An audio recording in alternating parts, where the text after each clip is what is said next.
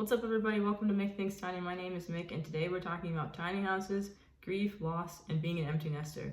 I get to sit down and talk to Brooke Harlock. Brooke is a fellow content creator and YouTuber here on YouTube.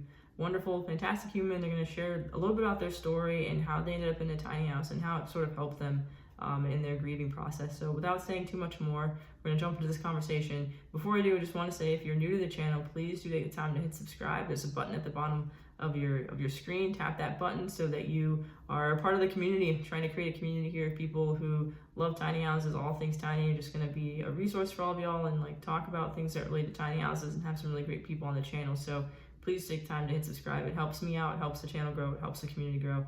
And then also tap the notification bell so you find out when I drop new videos. I drop new videos every single week. All right, let's get into this. Let's talk about it.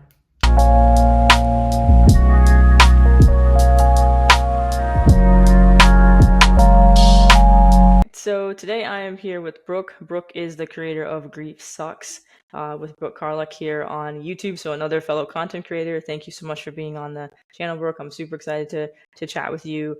Can you take a minute and just talk a little bit about yourself, your Yeah, background? of course. Well, first, thanks for having me. This is awesome. I'm usually doing grief podcasts, so it's nice to do a tiny house podcast. Yeah. It's a little change of pace. Like you said, my name is Brooke Carlock.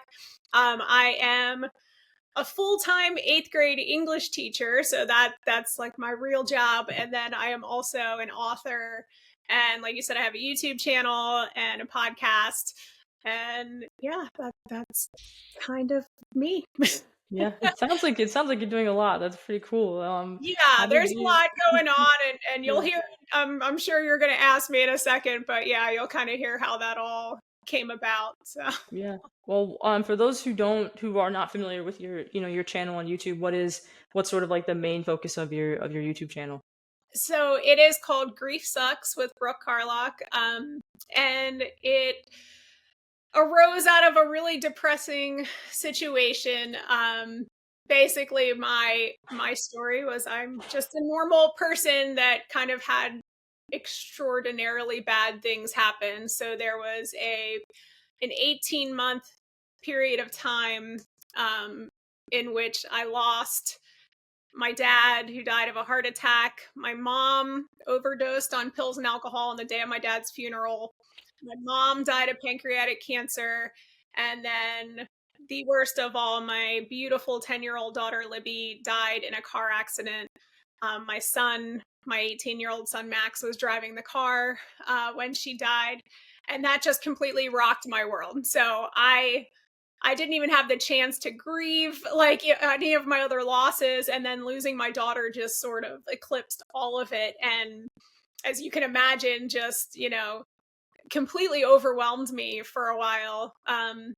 And I kind of managed to I don't want to say work my way out of it, but just struggled, to survive, and was looking around for grief support and couldn't really find anything that I really liked. There, it was like bits and pieces of things that I liked. And my YouTube channel kind of started out, I had a blog first, and then the blog became kind of popular. So then I turned that into a YouTube channel on somebody's suggestion, actually.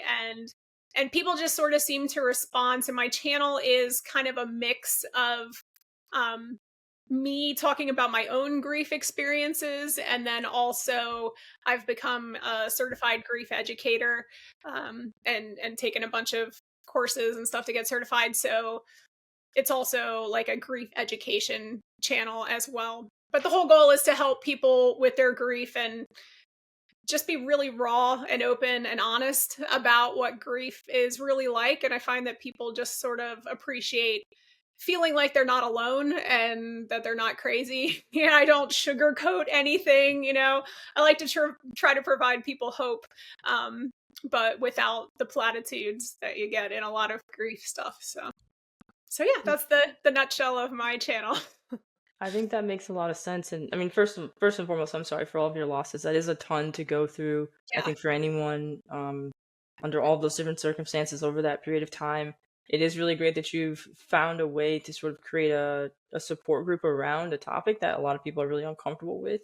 and Yeah. a lot of people kind of suffer in silence too. So I think there's definitely a need for that. I think there's always going to be a need for like more like raw and open and honest conversations around grief, around loss. So I think that that's really great, and I think it shows in the sort of like the success that you're having with your channel. Thank you. So I think that's great, and I appreciate you just being open and honest here Yeah. on my channel here today with me, just talking about Yeah. that, because I think there's plenty of people who are going to watch this video that are probably going through something. So I hope that they, reach out to you and can just learn more. And I'm glad that you've been able to do so many different things with it too. Thank you. I mean, yeah, for a topic that everyone will go through at some point, our culture talks about it surprisingly little. Mhm.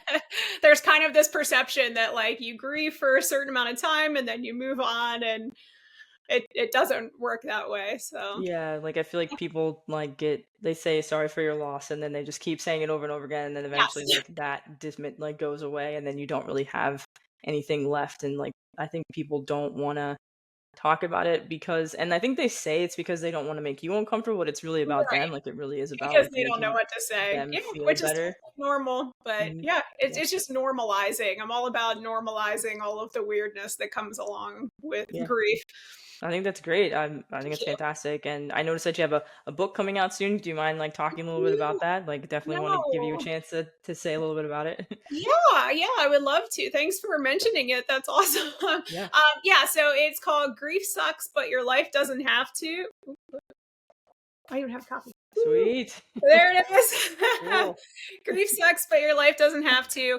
And honestly, it is just, it's a mix of my own story and what I went through, which I put in there because I feel like there are people out there, a lot of people go to therapists and counselors and things like that, but a lot of them haven't really been through the things that I've been through. So I Sure. wanted to kind of come at it from like, look, I've endured lots of different kinds of losses. And this is what helped me. So that's kind of what it is. It's me just kind of taking all the little things that I've learned and sort of putting it into a little package that's, easy to read and realistic and honest and just open with people about the reality of grief and kind of helping them realize that yes, it totally sucks and it's going to suck for a long time, and there Yeah. will always be parts of your grief if you lose someone that you love so very much. It doesn't go away, but I don't want people to feel like the rest of your entire life has to suck. Um, so yeah, that is the book. It is available. I don't know when this is coming out, but April 2nd is the Okay. release date of the book. Cool. Is it going to be like on Amazon? Like people can get Yeah, it on it'll Amazon? be on Amazon. It'll be basically anywhere that you want to buy books. And if you go into a bookstore that doesn't have it, they can order it for you if you'd like to do that. Awesome. Perfect. I love the cover too. It's great. And I Thank think you. that, yeah, I'm sure that, people will read it and love it. And, Thank you've you. put your heart into it. And I feel like that can only ever result in getting good things back. So that's great. I'm excited to read it. I think that's going to be fun. I'm going Thank to you. buy it. I will, and I'll read it.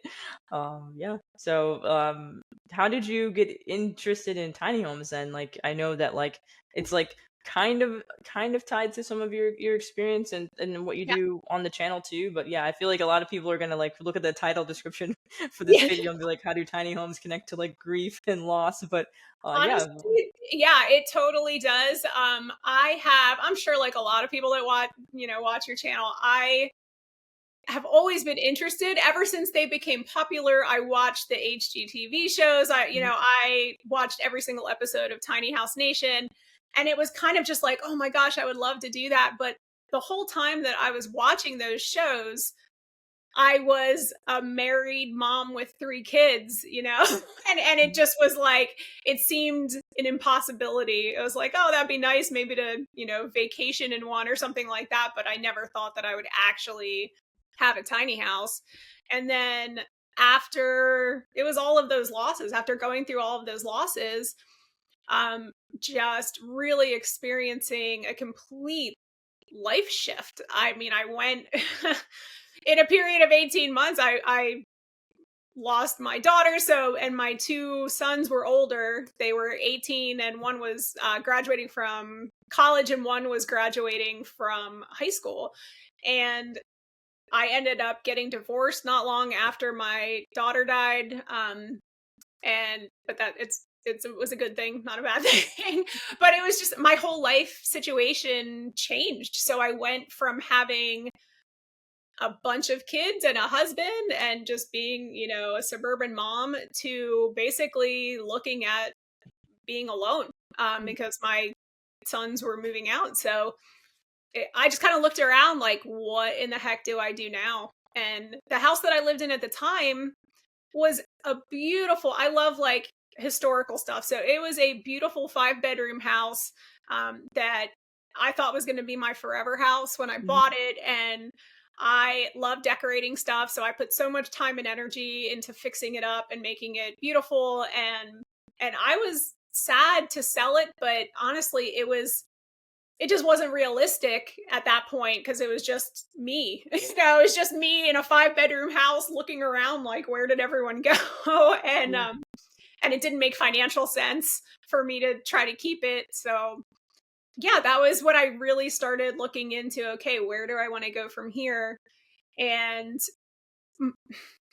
pretty much my whole life, I suffered from the consumerism trap. It Mm-hmm. was always anytime I had any extra money, it was okay, what else can I buy? And Yeah. and my kryptonite was houses. I love houses. I love Zillow. I look at Zillow for fun. I'm one of those people.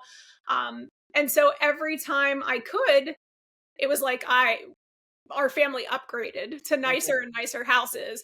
And then I just kind of looked around one day like, why am I spending all this money on these houses when I can just design my own little perfect tiny house? And that was really kind of where it went. I was able to use some of the money from the sale of my house to buy my tiny house, and it was kind of a reset for me. Mm-hmm. Instead, so many I mean, we have a culture of living paycheck to paycheck, Yeah. and that is what I was doing. And I had debt, and moving to a tiny house, I was like, you know what, I'm done. Like, I'm done worrying about money. It has always been a stressor for me, and going tiny was a way to get rid of that, Mm-hmm. honestly, and help me start saving for retirement and what I wanted to do in the future. So that was a No. very long, rambling answer.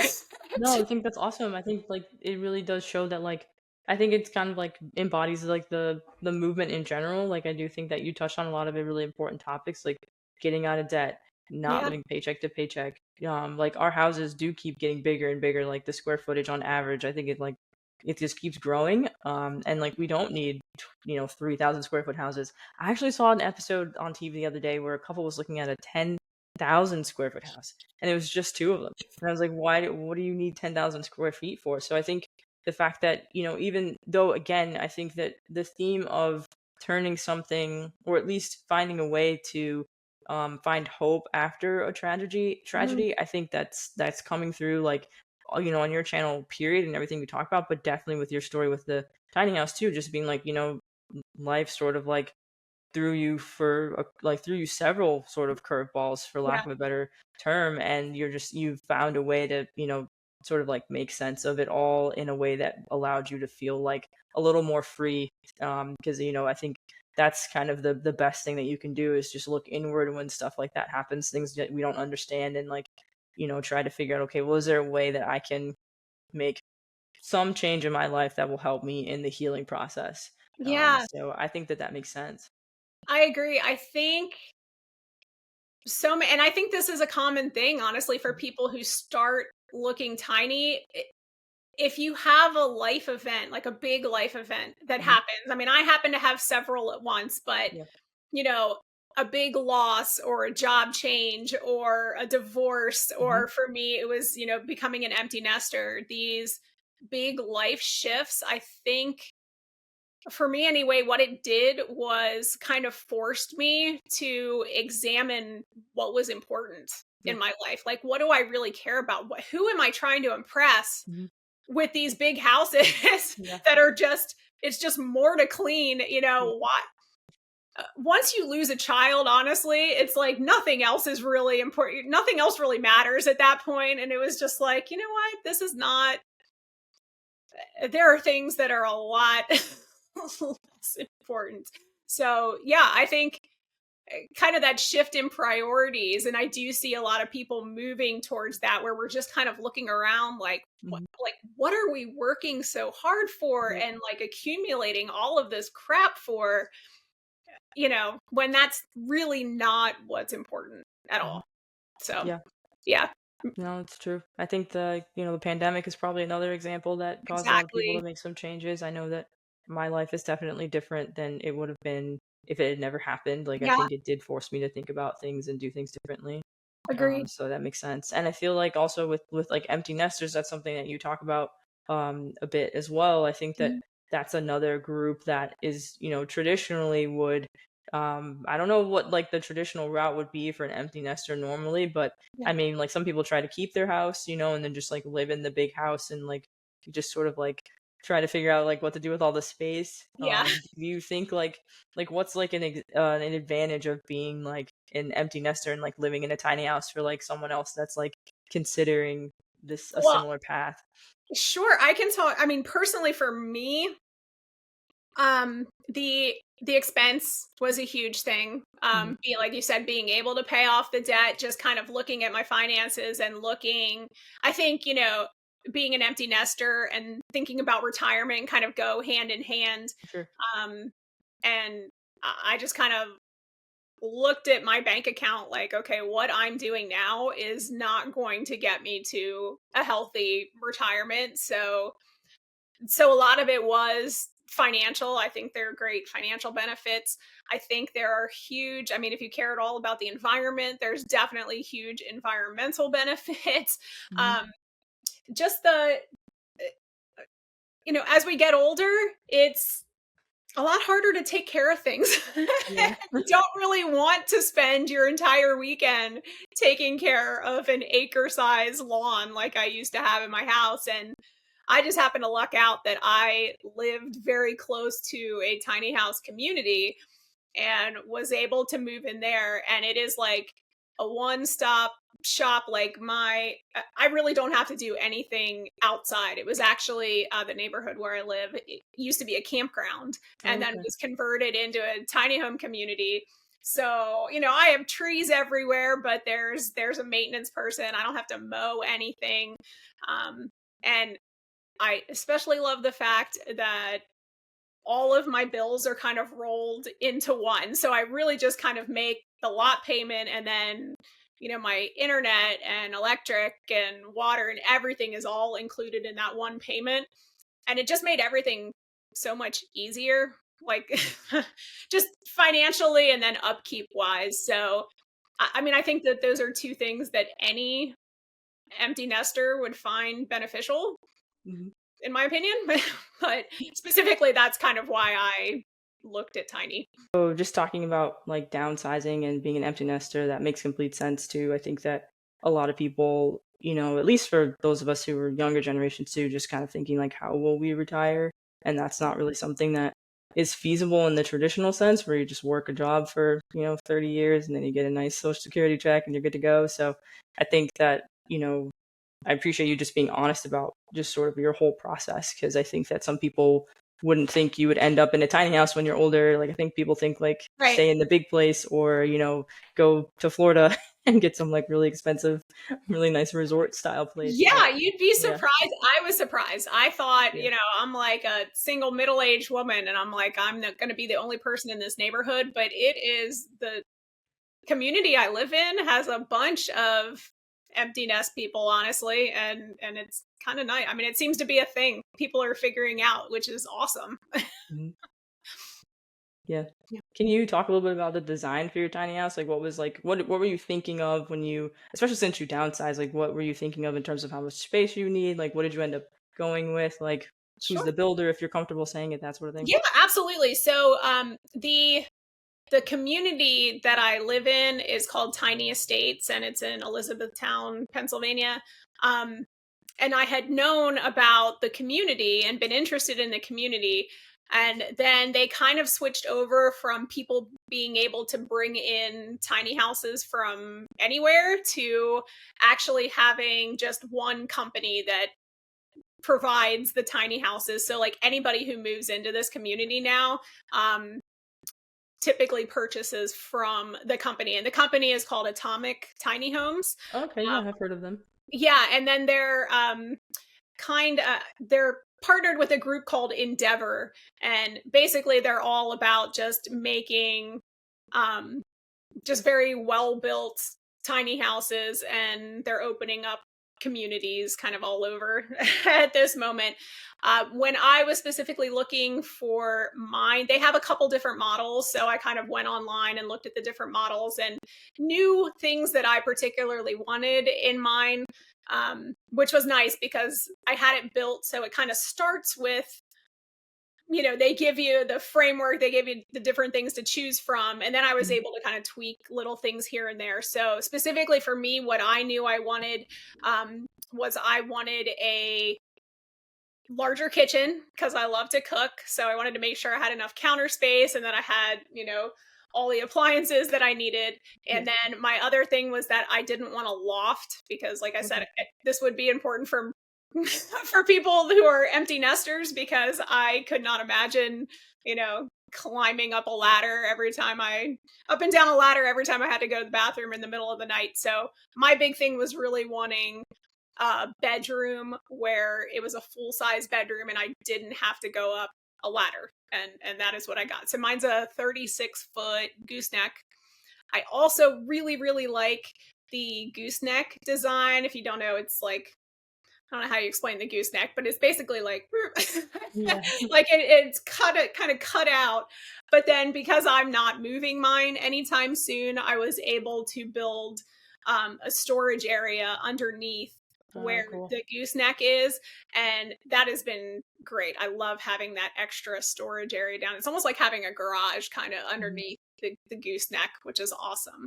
So yeah, that's pretty much it. That was really kind of all I was looking for, was just making sure that I had a full-size bedroom where I didn't have to like hunker down and I could get dressed and raise my arms and not hit the ceiling, and that I didn't have to go up a bunch of steps to get anywhere, because I do plan on staying here for a very long time and I don't know how mobile I'm going to be as I get older. So that was my thought process when I was looking. And yeah, they were awesome, just worked with me on everything, and I really liked the design. I don't know if you can see in the background. Yeah, I like it. Yeah, Like the it's kind of like molding. Yeah, the it's molding, so it looks pretty. great. Yeah, I Yeah. got the farmhouse style, which has kind of like I don't know what you call that, like the board and batten style. I Mhm. really like the farmhouse style. So yeah, I love Yeah. it. I love my house. So I would highly recommend Atomic. And I know that they're delivering like all over the place. Um, and yeah.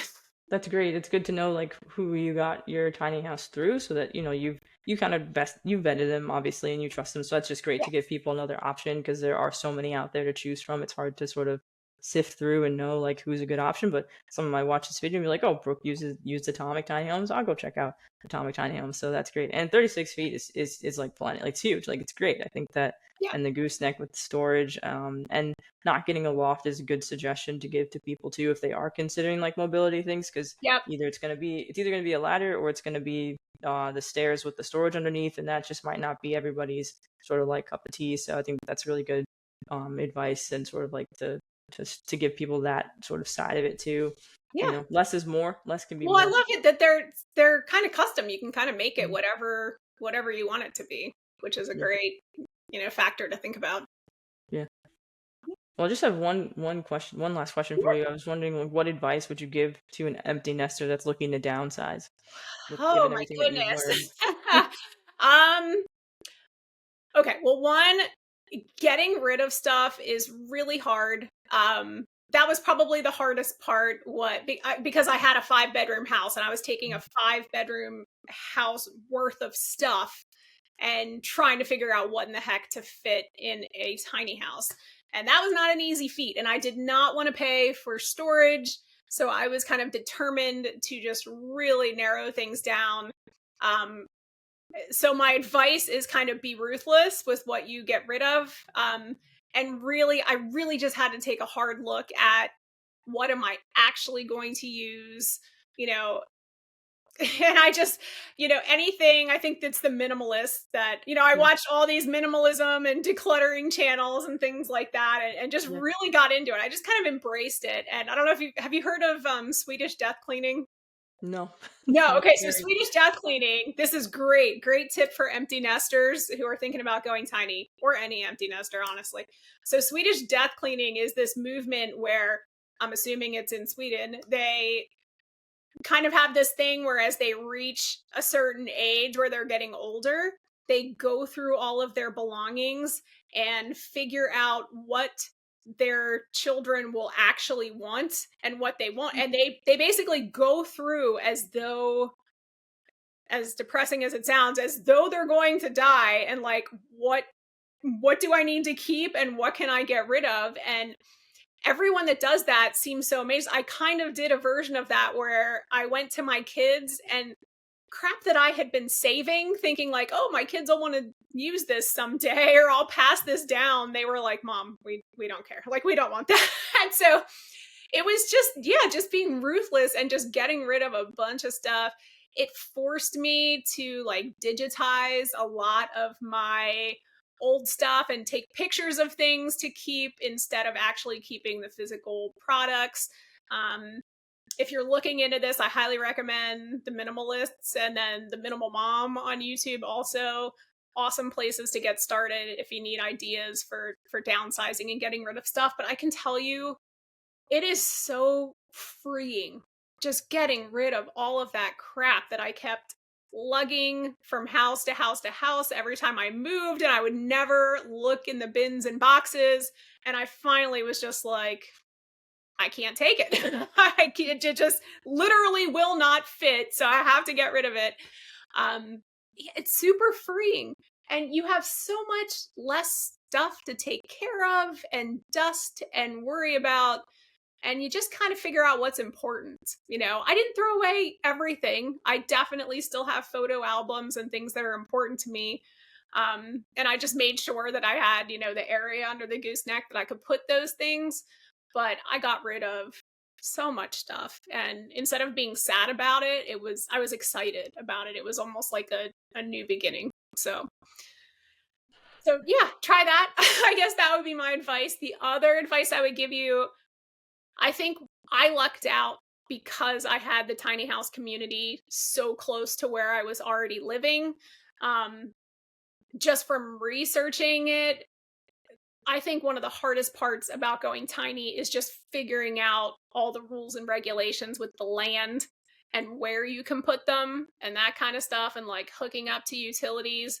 So find someone that knows what they're talking about, or see if you can get into a community where everything's already hooked up for you. If you're an empty nester and you're, not interested in going off grid and living Right. that Yeah. kind of lifestyle, which I could maybe for a while, but I didn't think that I would like that long term. Find somebody that knows what they're doing where that is concerned, I would say, and just make sure you're getting that stuff correct before you make a big move. Mhm. So, all right. Yeah, I I don't think know if that was helpful, but it was. that would be my advice. I think that's good advice because I do think that a lot of people don't realize how much goes into it with all the Yep. hookups. Where you're gonna put the tiny house is probably the Yeah. biggest issue. I like some builders suggest you figure that out before you even go through the process. Absolutely. Before you dream up your perfect house and then you have nowhere to put it. Yeah. So I think that's really great advice. And then just getting rid of stuff too. Like I think that's what I really liked about Tiny House Nation, like Mhm. that TV show. Was just like the first thing they did was they were like, let's see all of your stuff and let's tell Mhm. you what small percentage of it will actually fit in the tiny house. So I think just like taking stock of what you have and then thinking like, do I really wear this? Do I really need this? Is Yeah. a great advice too. So And yeah, no, you I don't appreciate it. I miss think it. it's great. You Yeah. really don't miss it once it's Yeah. gone. Half the stuff you don't even remember you had it in the first place. And I didn't say this, but another thing I'll add, it is great money wise and budget wise even after you move in, because there are so many times where in the old house I used to be out and I saw something that I liked, and it was Mhm. just no thought like, "Ooh, I'll get this." And and I always had a place to put it because my Right. house was bigger. And now I don't buy anything anymore because I'm like, nope, like I have nowhere to put it. There's literally no room for me to put this anywhere in my tiny house. So it's a positive. It's a positive because you don't realize how, you spend $5 here and $5 there and whatever, just getting like accumulating little things. And it's definitely stopped me from doing that, which is a huge bonus for me. Yeah. No, I think that makes sense. It definitely adds up too when you're buying like little things like here and there.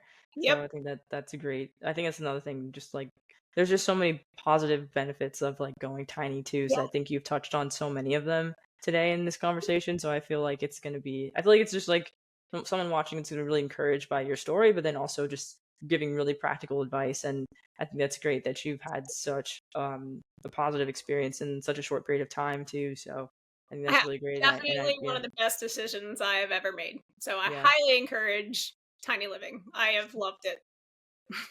That's awesome. No, it's great. And I appreciate you taking time to talk with me too and just share your story and be so transparent. I feel like, definitely anybody watching is going to get a lot out of it, and like links to your YouTube channel and all of your your website, and I'll put a plug in there for your book too, just to, make sure that people know to check you out and to, so continue supporting what you're doing, and happy to, support you and have you back on the channel as things sort of like unfold with you too. So yeah, thank you so much. I appreciate it. I would love to come back anytime, or if anyone has any questions, just you can go on my channel and throw them in comments, and I answer all my comments. So cool. Feel free to reach out. Perfect. We'll talk soon. Okay. Thank you so much. Yeah. Bye. Bye. All right. So that was my conversation with Brooke. Brooke was really, really transparent. I really appreciate them being so open and honest about some of the losses they experienced in their life, how they coped, and how just sort of having a big life event caused them to rethink their life, their priorities, and cause them to make the decision to go tiny. So please take the chance to take the time to check out their website. Links to their website in the description. Check out their YouTube channel. Check out Atomic Tiny Homes. They vetted them. They trust them. They made a beautiful tiny house for them too. And as always, subscribe to this channel as well. I'm excited to continue to have more people on the channel and just talk about different things that connect to tiny houses in like different and creative ways. So I hope that those of you who are going through anything and found this helpful, please do reach out to Brooke. Check out their channel if you have any questions, concerns, anything like that around things related to loss and grief. You're not alone. And as always, don't forget to think tiny. We'll see you in the next video.